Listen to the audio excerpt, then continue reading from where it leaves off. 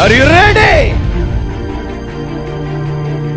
ఈ వేళ మన ప్రసంగం అంశం, యేసయ్య బిడ్డలం అయిన మనం ఎలా అటాక్ చేయాలి. ఈరోజు మన ప్రసంగాంశం, యేసయ్య బిడ్డలమైన మనం ఎలా అటాక్ చేయాలి.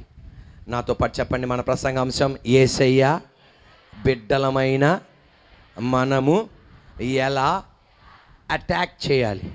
2 కొరింథీయులకు రాసిన పత్రిక 10వ అధ్యాయం 3, 4, 5, 6 వాక్యాలు నాతో పాటు చెప్పండి. మేము శరీర దారులమై నడుచుకున్నను శరీర ప్రకారము యుద్ధము చేయము. మా యుద్ధోపకరణములు శరీర సంబంధమైనవి కావు గాని దేవుని ఎదుట దుర్గములను పడద్రోయ్య జాలినంత బలము గలవై ఉన్నవి. మేము వితర్కములను దేవుని గురించిన జ్ఞానమును అడ్డగించు ప్రతి ఆటంకమును పడద్రోసి ప్రతి ఆలోచనను క్రీస్తునకు లోబడునట్లు చెరబట్టి.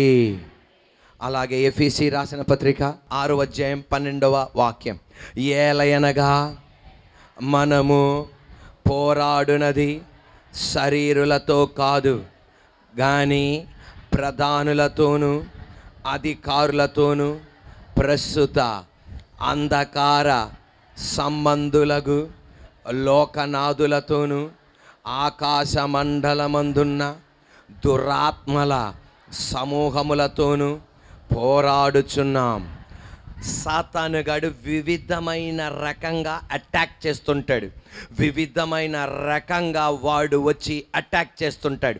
అటువంటి టైంలో నువ్వు నేను చేయాల్సింది శరీర సంబంధమైన ఆయుధాలైన కత్తి, డాలు, ఈటె, AK-45 రైఫిల్, మిసైల్ తీసుకొని శత్రువును దాడి చేయడానికి వీలు లేదు.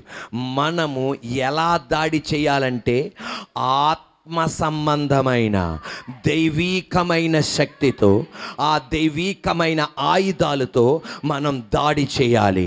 ప్రార్థనతో, వాక్యముతో, పరిశుద్ధాత్మ శక్తితో, ప్రేమతో, సమాధానముతో, దయాళత్వముతో దాడి చేయాలి. సిలువ శక్తితో, కృతజ్ఞతాస్తుతులతో, ఆరాధనతో దాడి చేయాలి. నేను శరీర సంబంధమైన ఆయుధాల కన్నా దైవికమైన ఆయుధాలు చాలా శక్తి గలవి.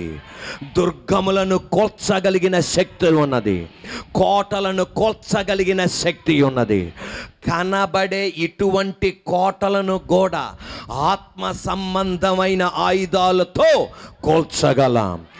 అన్సీన్ టెరిటోరియల్ స్పిరిట్ అంటే కనబడని దురాత్మ శక్తులు కట్టిన గోడలను కూడా దైవీకమైన ఆయుధాలతో కోల్చగలం. ఇశ్రాయేలు ప్రజలు కనాను దేశానికి వెళ్తుండగా ఎరికో కోట గోడలు అడ్డు వచ్చినాయి. మిసైల్తో కోల్చడానికి వాళ్ళ దగ్గర మిసైల్ లేవు. వాళ్ళని బుల్డోజర్తో కోల్చడానికి, ఆ ఎరికో కోట గోడలు కోల్చడానికి వాళ్ళ దగ్గర బుల్డోజర్లు, మిసైళ్ళు, డైనమేట్లు లేవు. వాళ్ళకి తగిన ఇన్స్ట్రుమెంట్స్, ఉపకరణాలు వాళ్ళ చేతిలో లేవు. ఇప్పుడు ఈ ఎరికో కోట గోడలు ఎంత వెడల్పంటే 2 రథాలు ఒకేసారి వెళ్తాయి. ఒక అంబాసిడర్ కారు వెళ్ళగలదు ఇటు ఇటు, లేకపోతే ఒక అంబాసిడర్ గారు ఇటు వెళ్ళగలదు. అటువంటి వెడల్పైన ఎరికో కోట గోడలను ఎలా కోల్చగలం? అటువంటి టైములో వేదన పడుతుండగా సర్వశక్తి గల దేవుడి యెహోషువ అన్నాడు, భయపడకు, జడియకు. కోట గోడల చుట్టూ ఒక్కొక్క రోజు చొప్పున 6 సార్లు తిరగండి. 7వ రోజున 6 సార్లు తిరిగి స్తుతించడం ఆరంభించండి. అంతే. అలా చేశారు. చేస్తుంటే కోట గోడ లోపల ఉన్న రాజు మిగతా వాళ్ళు అనుకున్నారు మెంటల్ వచ్చింది, పిచ్చి పట్టింది, చుట్టూ తిరుగుతున్నారు, కోట గోడలు కోల్తాయా. ఈ రోజున దాడి జరుగుతుండగా మనము యేసయ్యని నమ్ముకున్న మనం అటాక్ జరుగుతుండగా ప్రార్థన చేస్తున్నాం, మోకాలుండి ప్రార్థన చేస్తున్నాం, ఆరాధిస్తున్నాం. అందరూ మెంటలోళ్ళు అనుకుంటున్నారు, కాదు వాళ్ళు కూడా మెంటలోళ్ళు అనుకున్నారు. 7వ రోజున 6 సార్లు తిరిగి 7వసారి స్తుతిస్తుండగా వెంటనే ఆ కోట గోడలు కూలిపోయినాయి. దానియేలు మోకాలుంచి ప్రార్థన చేశాడు. 1వ రోజు అయింది, జవాబు రాలా. 10వ రోజు అయింది, జవాబు రాలా. 21వ రోజు కూడా అయింది, జవాబు రాలా. అనుకున్నాడు, ఏంట నేను ప్రతిసారి ప్రార్థన చేస్తే జవాబు వచ్చేది, ఇప్పుడేంటి జవాబు రావట్లా. మనస్సులో ఒక నేరారోపణ, ఏమన్నా పాపం చేశానా, ఏదన్నా చూడకుంది చూశానా, ఏమన్నా చెప్పకూడదు చెప్పానా, ఏంటా అనుకున్నాడు. అతని యొక్క కన్ఫ్యూజన్, గందరగోళం పోవడానికి దేవదూతనైన గాబ్రియల్ దేవదూతను పంపించి, దానియేలు నువ్వు మోకాలుంచిన మొదటి రోజునే నీ ప్రార్థన నేను ఆలకించా, నేను జవాబు పంపించా. కానీ అన్సీన్ టెరిటోరియల్ స్పిరిట్, కనబడని గోడలు ఆ జవాబు అందనీకుండా అడ్డుపడినాయి. ఇప్పుడు నేను ఏం చేయాలి? మాది ఆ పర్షియా శక్తులు వచ్చి అడ్డుపడినాయి. మరి ఇప్పుడు దీన్ని తొలగించగలిగిన శక్తి నా చేతిలో లేదు. భయపడకు, భయపడకు. ఈ గోడను కూల్చడానికి శరీరమైన సంబంధమైన ఆయుధాలు కుదరవు, ఆత్మ సంబంధమైన ఆయుధాన్ని నువ్వు ఎన్నుకున్నావు. మిఖాయేల్ దేవదూతను పంపించి జవాబు రాకుండా అడ్డుపడిన అడ్డుగోడ అయిన మాదియా పర్షియా గోడలను మిఖాయేల్ దేవదూత ఛేదించి జవాబు అనుగ్రహించేటట్టు చేశాడు. ఈ ప్రార్థనలో పరిశుద్ధాత్మ దేవుడు చెప్పేది, కనబడే గోడైనా కనబడని గోడైనా ఈ పగటి వేళ యేసు నామములో ప్రతి స్ట్రాంగ్ హోల్డ్స్ కూలును గాక, బలవంతుడు కట్టిన గోడలు కూలును గాక, దానిలో నిన్ను బయటపడును గాక. Praise the lord. మనమందరం శరీరదారులం, మనమందరం శరీరదారులం, కానీ మనలో ఎప్పుడు పోని ఆత్మ ఉంది. ఎప్పుడు మరణము కాని ఆత్మ ఉన్నాడు. శరీరదారులం, ఆత్మ కలిగి ఉన్నాం. మనం ఏ దేవునితో సంబంధం కలిగి ఉన్నామంటే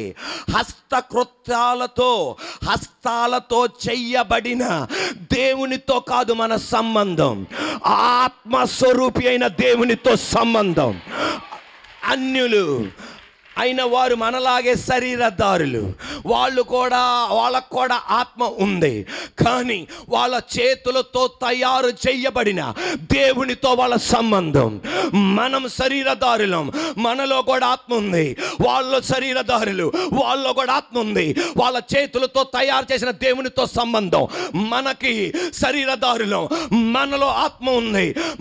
మనం ఎవరితో సంబంధం తెలుసా? చేతులతో తయారు చేయబడిన దేవునితో కాదు, ఆత్మస్వరూపి అయిన సృష్టికర్త సిలువలో మరణించి 3వ రోజు తిరిగి లేచిన దేవునితో సంబంధం. ఇప్పుడు ఆమేననాలి. అన్యులు శరీర ఆయుధాలు పట్టుకోవచ్చు, నువ్వు దేవునితో సంబంధం గనక, ఆత్మదేవునితో సంబంధం గనక, ఆత్మదేవునితో సంబంధం గనక నన్ను ఆరాధించు వారు ఆత్మతో సత్యముతో ఆరాధించాలి. ఆత్మ సంబంధమైన దేవునితో గనక ఆత్మ సంబంధమైన ఆయుధాలతో మనం జయించాలి. ప్రార్థనతో జయించాలి, వాక్యముతో జయించాలి, పునరుద్ధాన శక్తితో జయించాలి, ప్రేమతో జయించాలి, సమాధానంతో జయించాలి. ఈ రోజున ఆయుధాలను ఉపయోగించాలి. ఈ రోజున నువ్వు ఆయుధాలు ఉపయోగించాలి. Praise the lord. మనం ఏ ఆయుధాలు ఉపయోగించాలి? ఎందుకని? మనం ఏ దేవునితో సంబంధం కలిగి ఉన్నాం? మళ్ళా లోకస్తులు ఏది పట్టుకుంటున్నారు? శరీర సంబంధమైన. ఎందుకని? వాళ్ళు అలా సంబంధం కలిగి ఉన్నారు. మనం ఆత్మస్వరూపమైన దేవునితో సంబంధం కలిగి ఉన్నాం. మనం ఏ ఆయుధాలు పట్టుకోవాలి? Praise the lord.